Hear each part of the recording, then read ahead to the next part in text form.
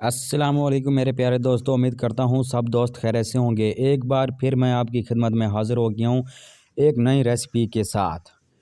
एक नई रेसिपी आपको बताने जा रहा हूँ। वीडियो एंड तक देखिएगा और लाइक लाजमी कीजिएगा। कौरमा मटन बिरयानी बनाने का तरीका सब दोस्तों को समझ आ रही है? तो सबसे पहले बात यह है कि आपने मेरे यूट्यूब चैनल को सब्सक्राइब नहीं किया।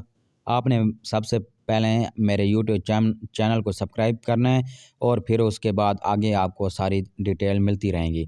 जी सर, आगे चलते हैं। तरकीब: चावलों को धोकर 20 मिनट तक भिगो दें। गोश्त को अच्छी तरह धो लें। बर्तन में गोश्त, दही, अदरक, लहसुन, धनिया, छोटी इलायची, गरम मसाला, नमक, मिर्च अच्छी तरह मिक्स करके कर लें। एक देगची में घी गरम करें और इसमें प्याज डालकर फ्राई करें।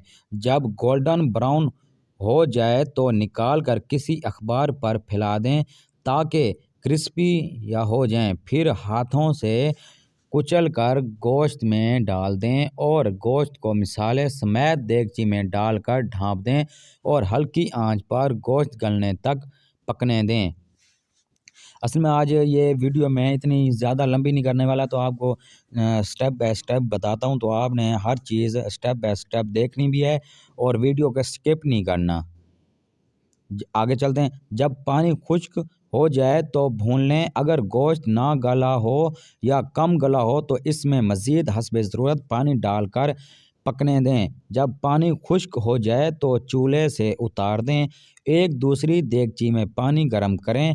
इलायची, काली मिर्च, लौंग, हरी मिर्च, पुदीना और स्याह ज़ीरा के साथ डाल दें। जब पानी उबल जाए, जोश से पकना शुरू हो जाए तो इसमें चावल डाल दें। साथ ही सिरका और नमक भी डाल दें और 2 किनी उबाल लें। जब 2 किनी चावल उबल जाएं तो छन्नी में डालकर पानी निचोड़ लें।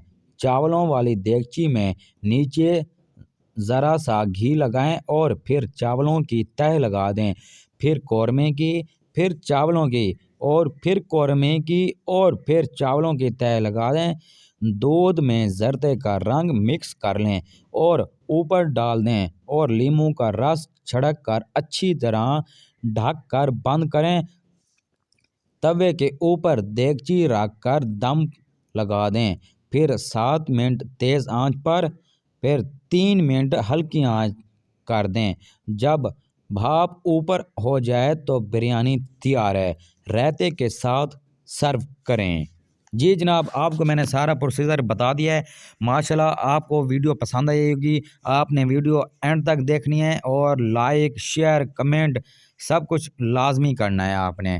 तो मुझे इजाज़त दीजिए, आपका दोस्त वेला कुकिंग वाला। ओके, अल्लाह हाफिज़।